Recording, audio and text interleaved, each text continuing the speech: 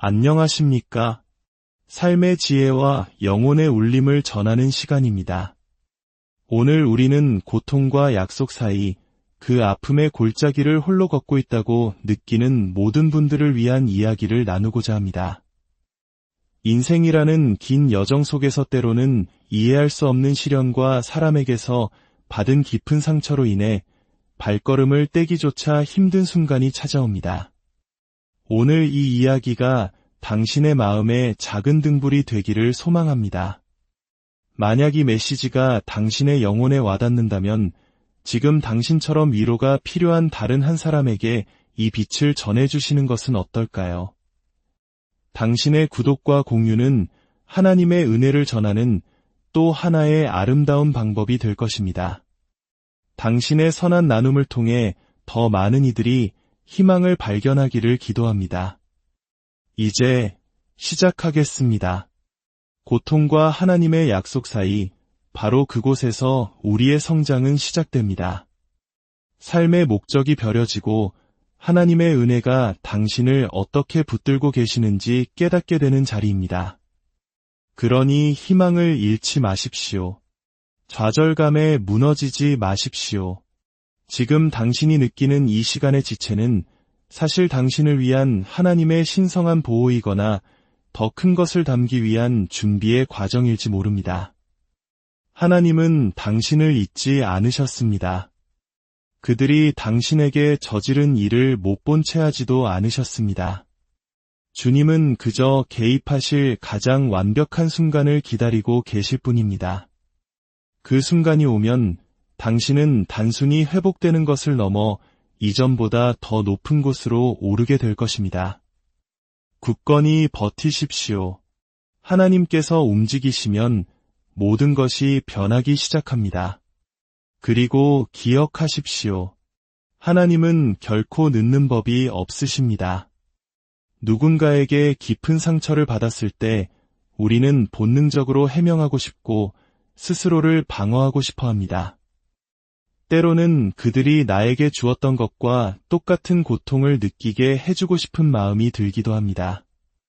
이것은 너무나 자연스러운 인간의 감정입니다. 하지만 진실은 그 복수의 짐은 당신이 짊어져야 할 것이 아니라는 점입니다.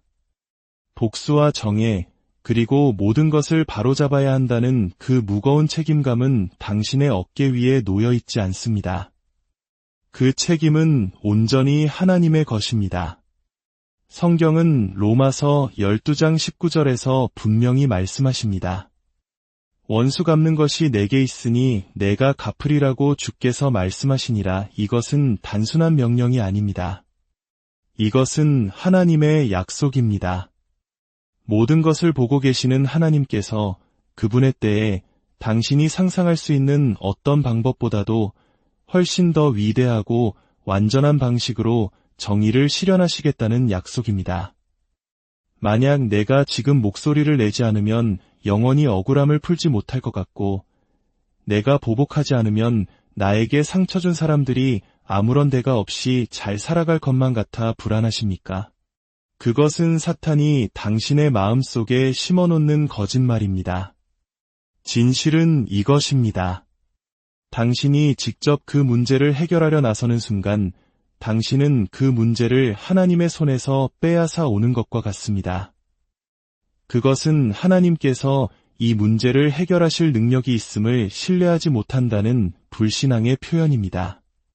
그러나 당신이 그 모든 억울함과 아픔을 온전히 하나님께 내어 맡길 때 비로소 초자연적인 개입의 문이 열립니다. 당신의 이해를 뛰어넘는 방식으로 하나님께서 일하시기 시작하며 그분의 일하심은 언제나 당신의 평안을 지키고 당신의 운명을 보존하는 방향으로 이루어집니다. 내가 할 수 없는 일을 하나님께 맡길 때 찾아오는 평안이 있습니다. 한 걸음 물러서서 하나님, 이 모든 것을 주님께 맡깁니다. 라고 고백하는 것은 결코 나약함의 증거가 아닙니다. 오히려 그것은 당신이 할 수 있는 가장 강력한 믿음의 행위입니다. 복수를 행하는 것보다 복수심을 내려놓고 돌아서는 데에 훨씬 더 큰 힘이 필요합니다. 당신을 저주하는 사람에게 똑같이 저주를 퍼붓는 것보다 그를 위해 축복을 빌어주는 데에 훨씬 더 큰 용기가 필요합니다. 바로 이 지점이 당신을 세상과 구별되게 만듭니다. 이것이 당신을 상처 준 사람들보다 더 높은 영적 차원으로 끌어올리는 힘입니다.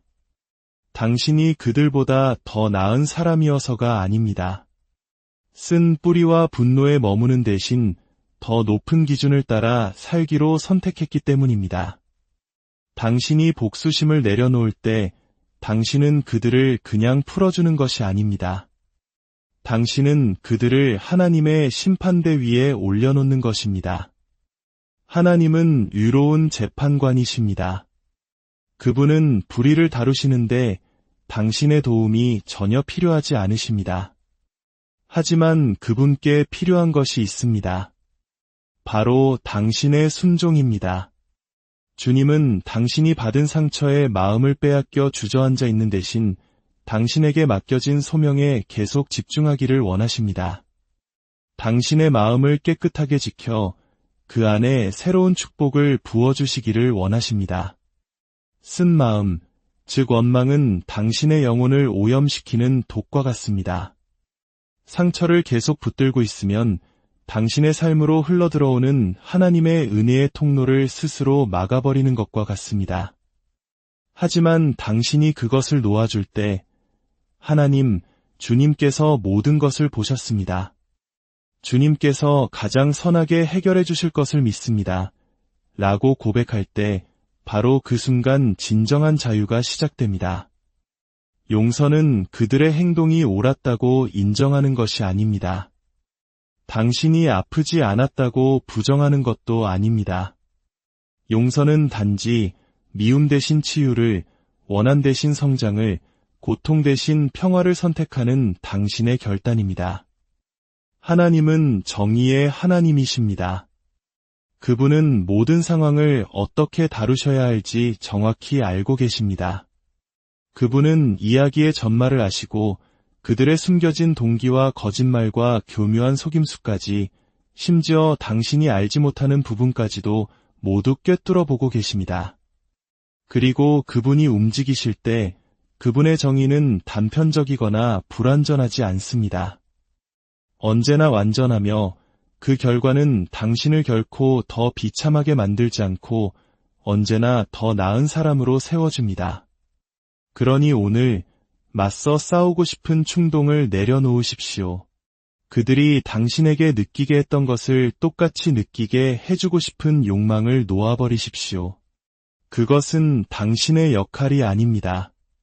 당신의 역할은 신뢰하는 것입니다. 당신의 역할은 치유받는 것입니다. 당신의 역할은 하나님께서 당신을 위해 예비하신 삶을 향해 앞으로 나아가는 것입니다. 그 삶은 복수 따위에 허비하기에는 너무나 소중하고 고귀합니다. 기억하십시오. 하나님은 당신을 아프게 한 자가 누구인지 정확히 보고 계시며 그 문제를 반드시 처리하실 것입니다. 당신이 해야 할 일은 단 하나, 당신의 자리를 지키고 평안 가운데 머무르며 하나님께서 당신의 변호인이 되시게 하는 것입니다. 때때로 사람들이 주는 고통은 단순히 흉터만 남기지 않습니다. 그 고통은 오히려 당신을 당신의 소명, 당신의 목적지로 밀어넣는 강력한 힘이 되기도 합니다. 물론 고통의 한복판에 있을 때는 그렇게 느껴지지 않을 것입니다. 배신과 거절, 실망의 폭풍 속에 있을 때는 모든 것이 무너져 내리는 것만 같습니다. 하나님, 왜 저에게 이런 일이 일어나도록 내버려 두셨나요? 라고 절규하게 될지도 모릅니다. 하지만 진실은 하나님께서는 종종 그 고통을 도구로 사용하여 우리를 운명의 길로 정렬시키신다는 것입니다. 당신을 무너뜨리려 했던 사람들은 사실 당신을 돌파구로 이끄는 조력자였을 수 있습니다.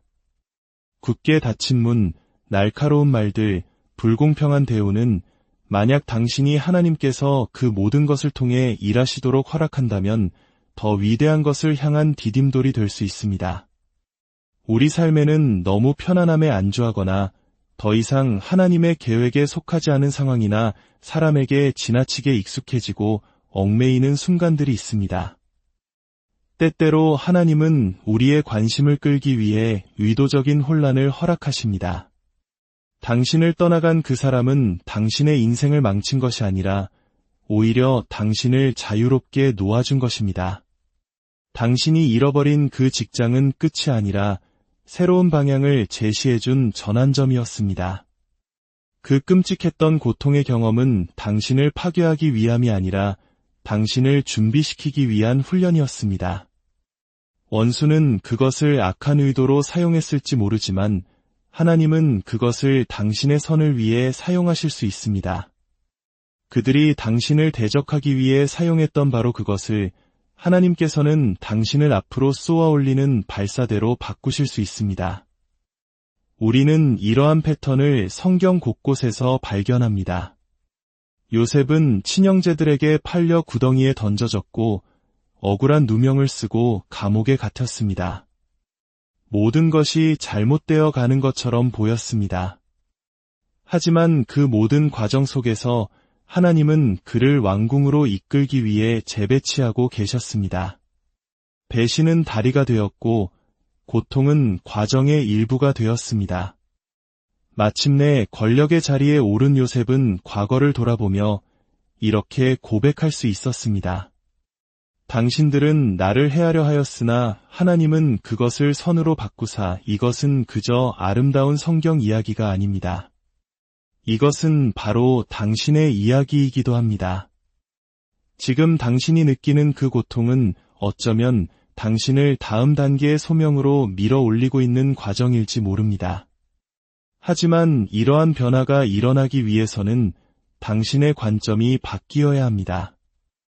왜 이런 일이 나에게 일어났을까? 라고만 묻지 마십시오. 대신 이렇게 묻기 시작하십시오. 이 고통은 나를 무엇을 위해 준비시키고 있는가? 이런 마음가짐은 성장의 문을 엽니다. 하나님께서 당신을 아프게 했던 것을 가져다가 당신을 돕는 것으로 바꾸시도록 허락하는 것입니다. 당신은 사람들의 거절이 종종 하나님의 보호였다는 것을 깨닫기 시작할 것입니다. 그들의 비판이 당신의 용기를 키웠고 그들의 배신이 당신의 분별력을 훈련시켰다는 것을 알게 될 것입니다. 남몰래 흘렸던 당신의 눈물은 당신의 미래 성공의 토양에 물을 주는 걸음이 되었습니다. 이것이 바로 하나님께서 일하시는 방식의 아름다움입니다. 그분은 고통을 목적을 위해 사용하실 뿐만 아니라 완전한 회복을 가져오십니다. 그분은 당신이 폭풍 속에서 겨우 살아남도록 돕는 것이 아니라 바로 그 폭풍 때문에 번성하도록 도우십니다. 원수가 당신을 파괴할 것이라 생각했던 바로 그 일들이 오히려 당신이 빛나는 이유가 될 것입니다. 하나님은 무덤을 정원으로 바꾸시고 죄를 아름다움으로 바꾸시는 분입니다. 당신을 해치려 했던 것을 가져다가 당신의 간증의 일부로 만드십니다. 당신은 그 과정을 통해 더 강하고 더 지혜로우며 영적으로 더욱 성숙한 사람으로 거듭나게 됩니다. 그러니 당신의 고통을 경멸하지 마십시오. 쓴뿌리가 마음에 자리 잡게 내버려 두지 마십시오. 과정의 중간에 포기하지 마십시오. 당신의 고통에는 목적이 있으며 당신의 이야기는 아직 끝나지 않았습니다. 하나님은 당신이 상상하는 것보다 더 위대한 이야기를 써내려가고 계십니다. 아직 이해되지 않는 부분들은 그분께 맡기십시오. 힘들 때일수록 믿음을 굳게 붙드십시오. 결국 당신을 아프게 했던 것은 당신의 몰락이 아니라 당신의 도약대가 될 것이기 때문입니다. 당신은 벌을 받고 있는 것이 아닙니다. 당신은 준비되고 있는 것입니다. 당신은 무너지고 있는 것이 아니라 세워지고 있는 것입니다. 그리고 언젠가 당신은 뒤를 돌아보며 고통의 모든 순간이 당신을 완벽한 목적지로 인도하기 위한 하나님의 완전한 계획의 일부였음을 깨닫게 될 것입니다. 주님의 이름으로 당신을 축복합니다.